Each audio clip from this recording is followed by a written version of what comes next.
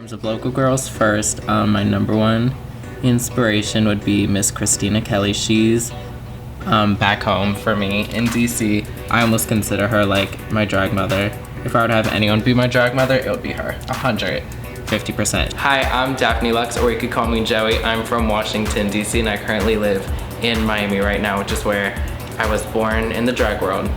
Never really sought out to do drag originally. I was never that person or never that like gay kid that wanted to do it until I met my two friends here at FIU, Andrea and Ali. And they're just like, why don't you do it? Like, you've done dancing before, you've done acting before.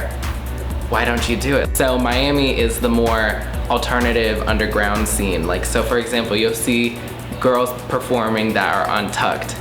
But whereas in DC's very polished, it's very kind of traditional drag, so it's like, you would never see that. Like in DC, you'll see everyone's hair styled, it's, you know, something, people have nails on, people have like breasts in their shirts, like it's very more kind of polished, which is cute, but also there's room for kind of that like alternative route, you know, like being kind of like a breed of those two, I feel is like what gives me an edge. Like I have that polish and that very traditional old school drag kind of sense and that culture from DC, but as well, I know how to kind of just like say like F it to the rules. We are in the Miami Gay Pride Parade and we are dancing with Coral Gabriel's Congregational Church. A lot of my family accepted it except for my mom. It's taken her a really long time to come around. My family's Egyptian, so very kind of strict, conservative background.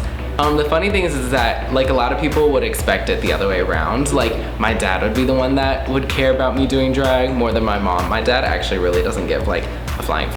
He really doesn't care. He's like, okay, as long as you're being safe and you're happy, go off, I guess. Whereas my mom was like, oh my gosh, like, do you ever think about stopping? And I'm like, why am I gonna think about stopping something that's making me happy? She's come from a more conservative background. She's not, you know, she wasn't born in this country where, you know, we're so different from others. Really grown to love it. Honestly, it's just so much fun. I love performing.